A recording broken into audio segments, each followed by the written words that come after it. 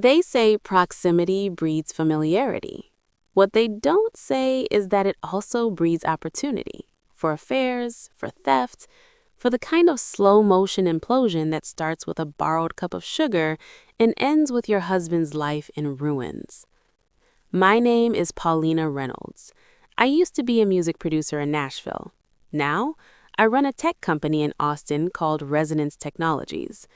But before all that, I was just a wife who believed in fair play, honest contracts, and the sanctity of a shared life. Until I found out my husband, Rowan, was fucking our neighbor, Gwen. Not just fucking, building a future with her. Right next door, in the guest house he'd insisted we renovate for visiting artists. Cute, right? Turns out the only artist visiting was Gwen, in silk robes and his Rolex, my anniversary gift to him, slipping around like she owned the place. It started with little things.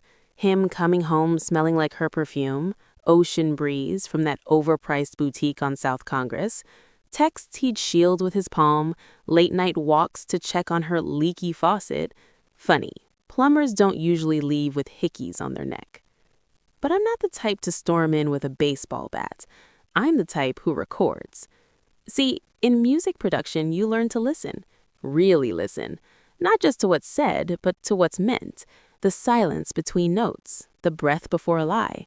So I waited, watched, and when Rowan started bragging to Gwen on their patio one evening, thinking their hedges were thick enough to muffle sound, I opened my voice memo app. "Once the studio expansion loan clears," he said, clinking glasses, "I'll dissolve the marital assets quietly. Paulina's too trusting, thinks love means blind faith." "What about her industry contacts?" Gwen purred. "We still need those for the pitch deck." "Already handled," he laughed, "had her sign an NDA that gives me sole rights to leverage her network. She didn't even read it, just smiled and said, 'If you say it's good for us, I trust you.'" That was the moment I stopped being his wife. That was the moment I became his worst nightmare. You see, while Rowan was busy plotting his Silicon Valley escape with the woman who used to be his college girlfriend, yes, that Gwen, back from the dead like a bad remix, I was doing what I do best, producing. I didn't confront him. I didn't cry. I didn't throw his clothes on the lawn like some country ballad cliche. No, I started a new project. Step 1. I contacted Vera Wilson, my corporate litigator and college roommate. Between sips of cold brew, I played her the recording. Her eyes went sharp as broken glass. "Paulina," she said, "that's not just adultery, that's fraud, breach of fiduciary duty, tortious interference, and, oh, honey, the refinancing documents you signed? I've seen them. They siphon equity from your name into a shell LLC tied to her." Step 2.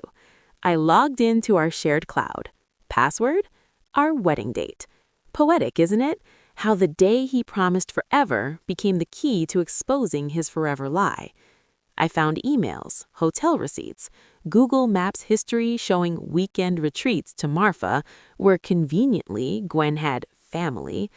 Step 3. I resecured my assets, transferred my personal savings, changed passwords, and quietly re-registered the core algorithm of our joint music tech startup, the one I'd coded during sleepless nights while he networked, under my sole IP. Then came the masterpiece. Rowan had a big investor meeting scheduled at Lighthouse Ventures, $10 million on the line. He'd planned to announce Gwen as Chief Creative Officer and transition me to an advisory role, corporate speak for get rid of the wife. I showed up an hour early. I played the recording to Marcus Harrington, the lead partner. Not all of it, just the part where Rowan admits to forging my signature on the refinancing docs and using my Universal Music connection without consent. Marcus went pale. "This is catastrophic," he whispered.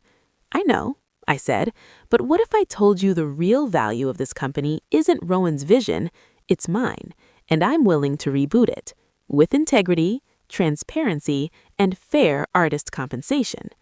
He leaned forward. "What's your name again?" "Paulina Barrett," I said, reclaiming my maiden name on the spot. and I'd like to pitch you Resonance Technologies. The rest is history. Rowan walked into that meeting like a king. Navy blazer, smug grin, Gwen on his arm like a trophy. He didn't see me in the back until Marcus stood and said, "Actually, we've decided to move forward with Miss Barrett's leadership."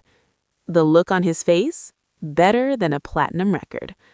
Gwen tried to spin it, marital discord spilling into business, but I just smiled and said, "Actually, Gwen, it's business spilling into marital fraud. And your LinkedIn says you're a strategic consultant, yet you've never worked in music tech. Care to explain how you're qualified to run a company built on algorithms I wrote?" They left in silence. Within a week, the funding was mine. Within a month, I'd filed for divorce, full asset recovery, and a cease and desist on Rowan for misappropriating IP. Gwen? She moved to Sacramento, works for her cousin's tax firm. As for me, I sit in my downtown Austin office overlooking the skyline, finalizing a partnership with Sony Music. My company prioritizes artist ownership, transparent royalties, and ethical tech. Every meeting begins with a clause. All parties read and understand the contract. No blind trust. People say revenge is ugly, but honey, I've never looked better.